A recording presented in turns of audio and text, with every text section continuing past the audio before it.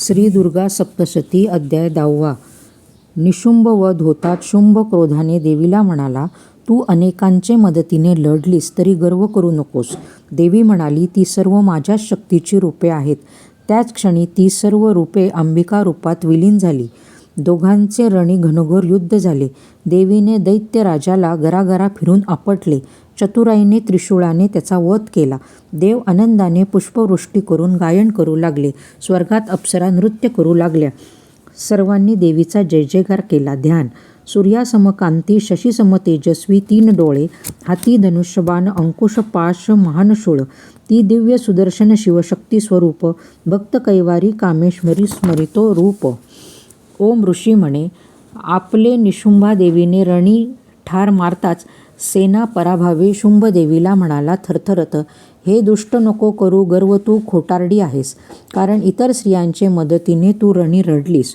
ओम देवी म्हणे, मी एकटीच आहे ह्या त्रिखंडात, ही सर्व रूपे सामावणार आहे. माझ्या ब्रह्माणी आदिदेवी रूपे अंबिकेत झाली विलीन, उरली फक्त एक अंबा देहधारिणी.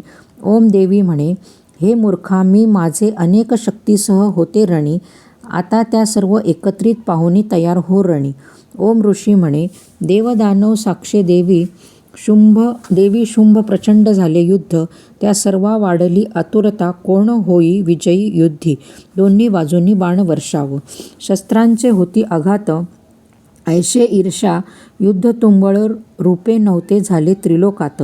आंबेने शेकडो अस्त्रे शक्ती सोडल्या असुरावर, दैत्यराजाने सावधानाने सर्व परतवल्या देवीवर. दैत्यानेही देवीवर अविरत केले शस्त्राघात, देवीने सहज तिरस्कार हुंकारे ते केले नष्ट.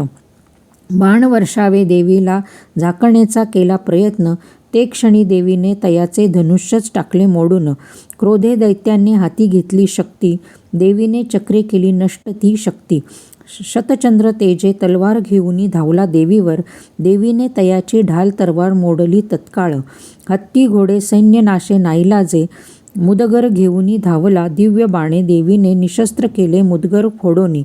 राक्षस क्रोधे धावला मुष्टी प्रहार करण्या, देवीचे छातीवर वज्रमुष्टी केले शेकडो प्रहार. देवीनेही त्याला ठोशाने दिले प्रत्युत्तर, एका प्रचंड ठोशाने दैत्या पाडले खाली. क्षणात सावरुनी तो योद्धा तयार झाला, तो देवीला उचलूनी करू लागला युद्ध. देवीही क्रोधे आकाशी करू लागली युद्ध, हे आकाशी युद्ध महान.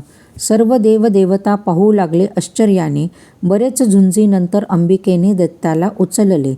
गरागरा फिरवून जमिनीवर वेगे आदळले, तरी दैत्यराज उठत पडत राहिला लढत. देवीने त्रिशूळे क्षणात खाली पाडले राक्षसा, त्रिशूळ मारे राक्षसा गेले प्राण. पण तयाने चरचरा सोडले घाबरून, देवीने शुंभ वध करताच जग झाले स्थिर शांत. मलिनता जाऊनी शुभ्र स्वच्छ झाले आकाशात, उत्पादे उलथापालथी उल्कापात झाले शांत. स्थिरते स्वच्छंदे जगी वाहू लागल्या सरिता, शुंभ वधे देवदेवता आनंद झाला अत्यंत. गंधर्व गायने केली देवी स्तुती त्रिलोकात, सूर्य प्रसन्ने अग्नी झाला कार्यान्वित. देवी नाचोनी अप्सरा नृत्ये प्रकटला आनंद, क्रोधी अग्नी शांतते सर्वा करू लागला कल्याण. महाधुमाळी संपोनी नित्यप्रमाणे शांत झाले रण.